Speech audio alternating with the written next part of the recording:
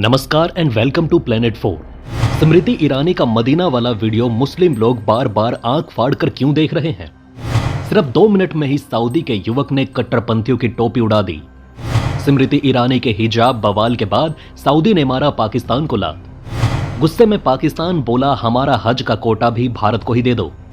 स्मृति ईरानी के मदीना जाने को लेकर हुआ बहुत बड़ा खुलासा। सऊदी और यूएई जैसे मुस्लिम देश बन गए आधुनिक यूरोप, पाकिस्तान बना रह गया घोड़े का तबेला। दोस्तों, बिना हिजाब पहने स्मृति ईरानी मदीना में पहुंचकर पूरी दुनिया में हड़कंप मचा रही हैं। इस वक्त ये मामला मालदीव से भी ज्यादा ट्रेंडिंग में है। इस मामले को तूल देते हुए पाकिस्तानियों ने हद पार कर दी। सऊदी अरब में ज्यादातर महिलाएं बिना हिजाब के घरों से बाहर नहीं घूमती। वहीं मदीना और मक्का में गैर मुस्लिमों के जाने के लिए भी अलग नियम है। ऐसे में मदीना में स्मृति ईरानी के बिना सर ढके घूमने वाले वीडियो को देखकर कट्टरपंथियों की टोपी उड़ गई और पाकिस्तानियों को दिन में चांद नजर आ गया। कई लोग इसके लिए सऊदी सरकार और स्मृति ईरानी की तारीफ कर रहे हैं, तो कट्टरपंथी विचारधारा वाले लोगों को ये गले से नहीं उतर रहा। वे स्मृति ईरानी के वीडियो को बार बार आंख फाड़ कर देख रहे हैं। ऐसे लोग सऊदी सरकार के खिलाफ जमकर जहर भी उगल रहे हैं। इस पूरे मामले पर पाकिस्तान ने क्या कहा वो बेहद दिलचस्प है, लेकिन उसके लिए सबसे पहले जान लेते हैं कि सऊदी की तरफ से क्या प्रतिक्रिया आई है। इन कट्टर लोगों को सऊदी अरब के ही एक शख्स ने करारा जवाब दिया, जिसे सुनकर आपका भी मूड फ्रेश हो जाएगा। उजैर नाम के एक शख्स ने स्मृति ईरानी की सऊदी के हज मंत्री के साथ बैठक की तस्वीर को सोशल मीडिया पर शेयर करते हुए लिखा, इस्लाम का सत्यानाश हो रहा है। एक गैर मुस्लिम प्रतिनिधि मंडल को मदीना में आने की अनुमति देकर सऊदी अरब बहुत बड़ी बेवकूफी कर रहा है। उजैर के इस पोस्ट पर सऊदी के रहने वाले मोहम्मद अल गरीनी ने तगड़ा जवाब दिया, जो सोशल मीडिया पर आग की तरह वायरल हो रहा है। सऊदी बॉय मोहम्मद अल गरीनी ने उजैर को जवाब देते हुए सोशल मीडिया पर लिखा, तुम क्यों उछल रहे हो भाई? हमारी जमीन, हमारा देश, हमारे नियम, तुम्हारा क्या है? सिर्फ इसलिए आप हमारे मामलों में दखल नहीं दे सकते कि आपके पूर्वजों ने इस्लाम अपना लिया और आपको अरबी नाम दिया। आप लोग सच्चे मुस्लिम नहीं हो। इस्लाम का ABCD भी तुम्हें नहीं पता। आपके अरबी नाम होने का मतलब ये नहीं कि आप हमारे मामलों में कोई राय रखेंगे। आप लोग होते कौन हो हमारे बीच में टांग अड़ाने वाले? आपको हमारे मामलों से मतलब नहीं रखना चाहिए। भाड़ में जाओ तुम सब, क्योंकि ना हम आपकी इज्जत करते हैं, ना ही आपकी दुनिया में कोई वैल्यू है। सऊदी के युवक का ये ट्वीट भारत में काफी वायरल हो रहा है। कई लोगों ने उनकी तारीफ की। सऊदी यूजर्स ने आगे लिखा कि ये 2 सरकारों के बीच का एक समझौता है। एक देश के मंत्री दूसरे देश आए हैं, उनको ये सलाह देना कि क्या पहनना है क्या नहीं, ये तुम्हारी मूर्खता है। अपने इस्लामिक कानून के लिए चर्चित सऊदी अरब में बिना बुर्का पहने स्मृति ईरानी के मदीना शहर पहुंचने को ऐतिहासिक माना जा रहा है। स्मृति ईरानी ने भारतीय हज यात्रियों के लिए की जा रही सुविधाओं का जायजा लिया। स्मृति के इस दौरे पर हज को लेकर बड़ा समझौता हुआ। सऊदी अरब के प्रिंस ने मदीना शहर को गैर मुस्लिमों के लिए भी साल 2021 में खोला था। स्मृति ईरानी ने बिना सर ढके मदीना जाकर सबको चौंका दिया, जो अपने आप में एक बड़ी बात है। इस पर पाकिस्तानी लोग और पॉलिटिकल कमेंटेटर खूब बात कर रहे हैं। उनका कहना है कि सऊदी अरब अब चीजों को बिजनेस के नजरिए से देख रहा है और भारत को एक बड़ी मार्केट के रूप में देख रहा है। पाकिस्तानी इस बात से बौखलाए हुए हैं कि सऊदी ने भारत के लिए दरवाजे खोल दिए, जबकि पाकिस्तान को उतना महत्व नहीं दे रहा। पाकिस्तानी कमेंटेटरों का कहना है कि सऊदी अब टूरिस्ट और पैसे पर ज्यादा ध्यान दे रहा है। उनके मुताबिक पाकिस्तान के लोग फ्री हज करना चाहते हैं, जबकि भारत से ज्यादा लोग हज के लिए सऊदी जा रहे हैं, जिससे सऊदी की अर्थव्यवस्था को फायदा हो रहा है।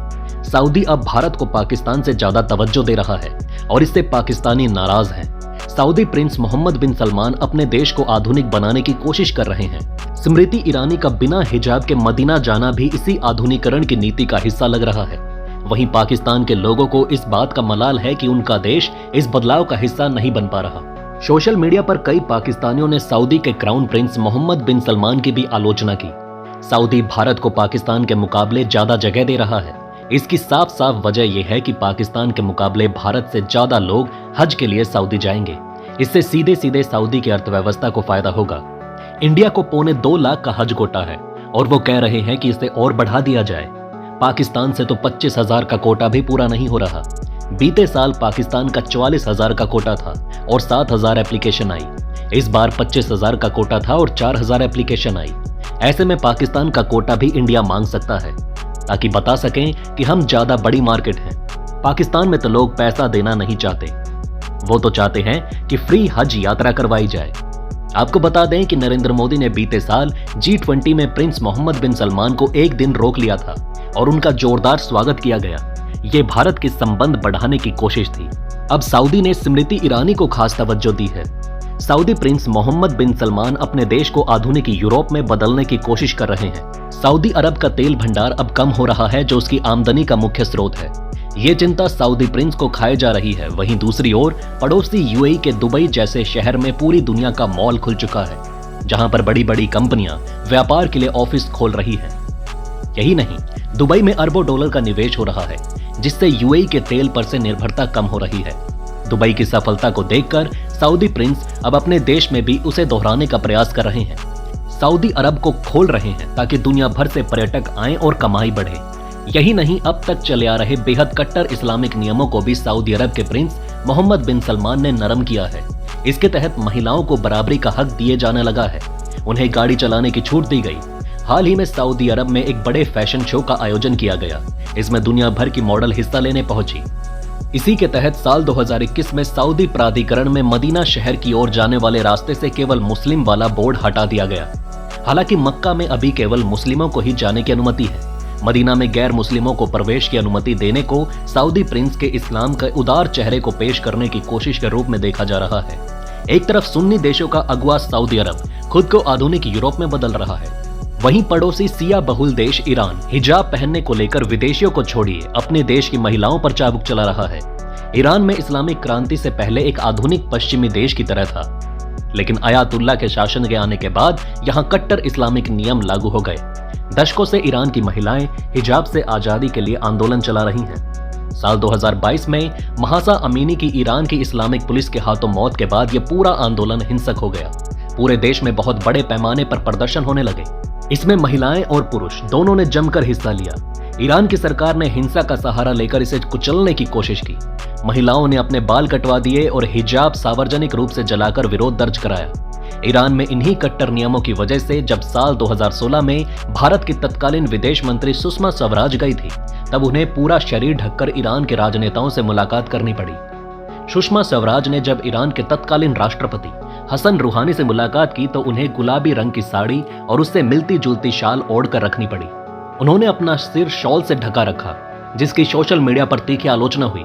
ईरान के इस्लामिक नियमों के मुताबिक महिलाओं को सिर ढकना जरूरी होता है। स्मृति ईरानी की इस यात्रा के बाद एक बार फिर से सुषमा की ये तस्वीर सोशल मीडिया पर वायरल हो गई है। धन्यवाद।